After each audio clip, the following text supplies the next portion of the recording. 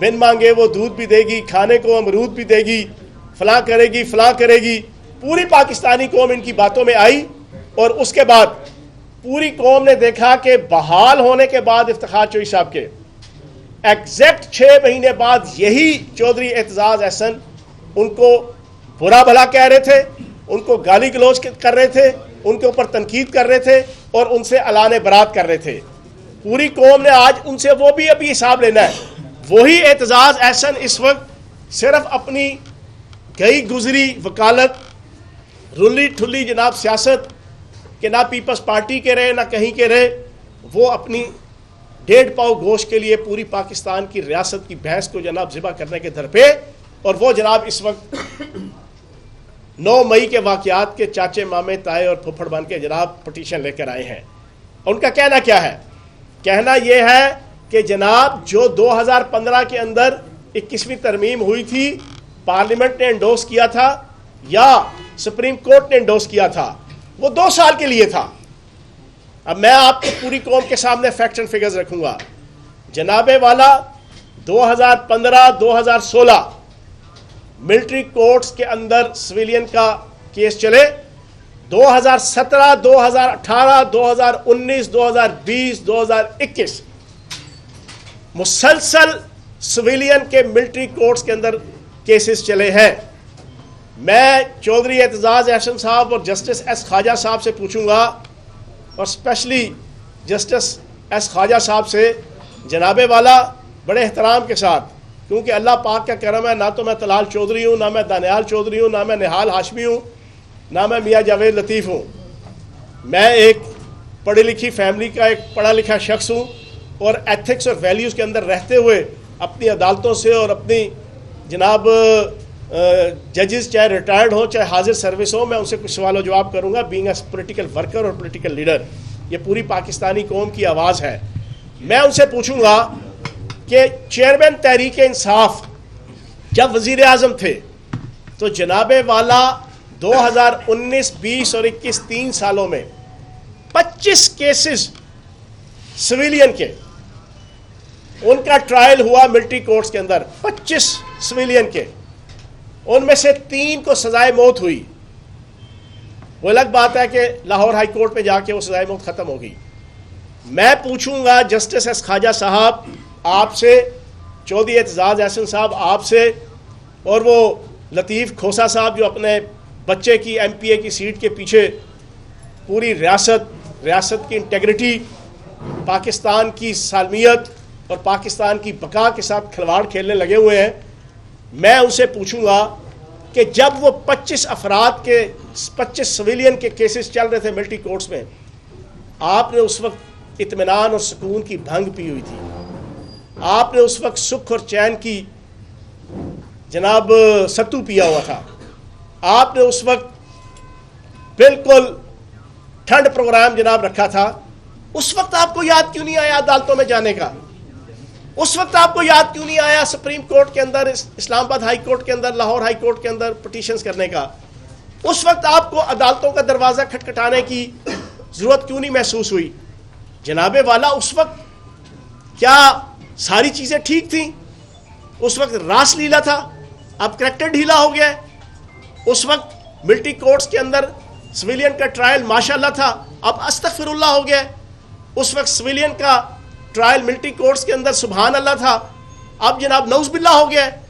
اس وقت military courts کے اندر civilian کا احتساب وہ واہ تھا، اب تھو ہو گیا ہے.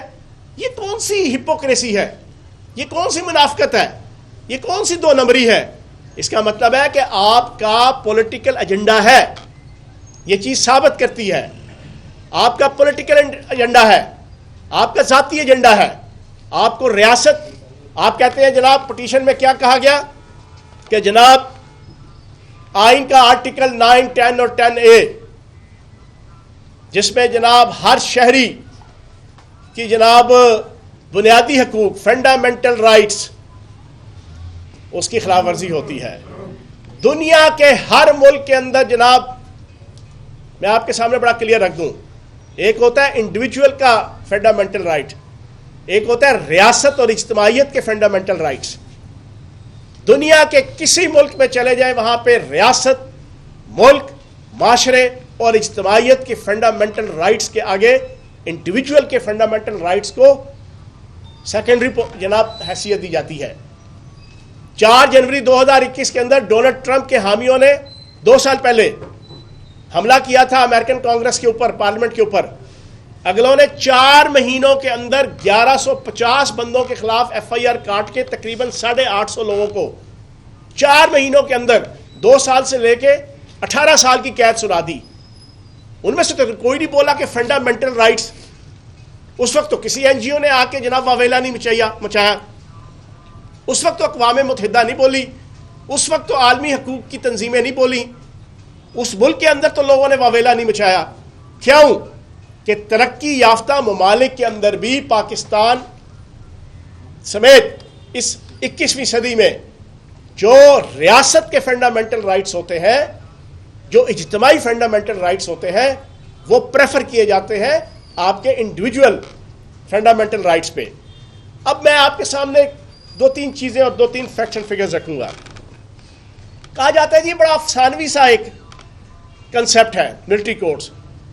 1952 سے لے کے آج 2023 تک سینکڑوں اور ہزاروں کیسز پاکستان کے اندر سویلینز کے ملٹری کورٹس میں چلے ہیں۔ یہ انہونی بات نہیں کر رہا، یہ ان ایکسپیکٹڈ بات نہیں کر رہا، یہ کوئی ایسی بات بھی نہیں ہے کہ جو social media, electronic media, anchor, تجزیہ نگار، پولیٹیکل ورکر یا عام پبلک نہیں جانتی۔ چلے پھر اگلی سنیں، جتنے کیسز چلے پاکستان کی سپریم کورٹ اور پاکستان کی ہائی کورٹس کے لارجر اور فل بینچز نے اس کو اکثریت کے ساتھ انڈورس کیا۔ ملٹری کورٹس میں سویلین کے کیسز کے فیصلوں کو، یہ کوئی نئی چیز تو نہیں ہے۔ پھر دوسری ایک اور آپ سن لیں فیکٹ اینڈ فگر، یہ اکیلا پاکستان نہیں ہے، دنیا کے 40 کے قریب ممالک ہیں، امریکہ اور انڈیا سمیت، جہاں پر سویلین کے ٹرائل ملٹری کورٹس میں ہوتے ہیں۔ تو جناب میں پاکستان کی عدالتوں سے، پاکستان کے چیف جسٹس سے گزارش کروں گا، ایک پاکستانی کی حیثیت سے، میں اس وقت ایک سیاستدان کی حیثیت سے پریس کانفرنس نہیں کر رہا، میں ایک پاکستانی شہری کی حیثیت سے کر رہا ہوں۔ آج فلسطین کے اندر، غزہ کے اندر اسرائیل کی جتنی بدماشی، غنڈہ گردی ہے، قتل و غارت گری ہے، خون ریزی ہے، استحصال ہے، اس کی وجہ کیا ہے؟ اس کی وجہ یہ ہے کہ فلسطین اور غزہ والے کمزور ہیں، ان کے پاس معاشی وسائل نہیں ہیں، ان کے پاس ملیٹنٹ وسائل نہیں ہیں، ان کے پاس نت نئے ہتھیار نہیں ہیں، ان کے پاس آرگنائز فوج نہیں ہے، ان کے پاس آرگنائز ملیٹنٹ سیٹ اپ نہیں ہے۔ جناب والا اپریل 2022 سے لے کے 9 مئی 2023 تک اسرائیلی لابی نے اور ختم نبوت کے منکروں کی لابی نے اگر پاکستان کے اندر اس تحریک فساد فی الارض کو سپورٹ کیا، اور اتنا سپورٹ کیا کہ سلامتی کونسل کے اندر اسرائیل بے ساختہ کھڑا ہو کے پاکستان کی اس تحریک فساد فی الارض کی حمایت میں کھڑا ہوا، تو اس کی وجہ یہ تھی کہ وہ یہ چاہتے ہیں کہ پاکستان کی فوج کمزور ہو، کیونکہ وہ پاکستان کی بھی وہی حالت کرنا چاہتے ہیں انڈیا کے ذریعے سے کہ جو وہ غزہ کے اندر اسرائیل کے ذریعے سے جہاں وہ فلسطینی مسلمانوں کے اوپر کر رہے ہیں، لیکن اس کے رستے میں حائل پاکستان کی آرگنائز پاک فوج ہے۔